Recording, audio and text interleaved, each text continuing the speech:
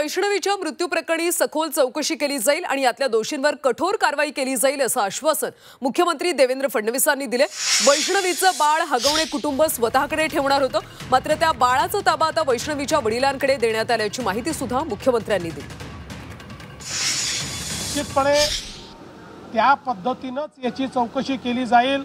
हे सगळे जे वळ आहेत, याच्या पाठीमागचं जे काही ऑडिओ क्लिप आहे, याच्या पाठीमागचं जे संभाषण आहे, वैष्णवीच्या माहेरच्या घरच्यांच्या जे माहिती आहे, या सगळ्या गोष्टीवर आधारित ही या ठिकाणी चौकशी केलीच जाईल। वैष्णवीची जी घटना आहे, एक प्रकारे मानवतेला काळीमा फासणारी ही घटना आहे।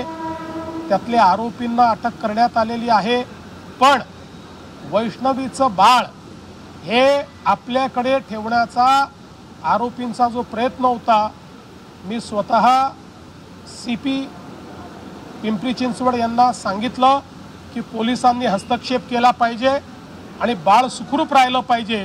त्या दृष्टीनं पोलिसांनी हस्तक्षेप केलेला आहे आणि हे बाळ वैष्णवीची आई किंवा त्यांच्या घराकडे, त्यांच्या घराला ते मिळालेलं आहे। आता ते बाळ वैष्णवीच्या वडिलांकडे म्हणजे आजोबांकडे पोचलेलं आहे।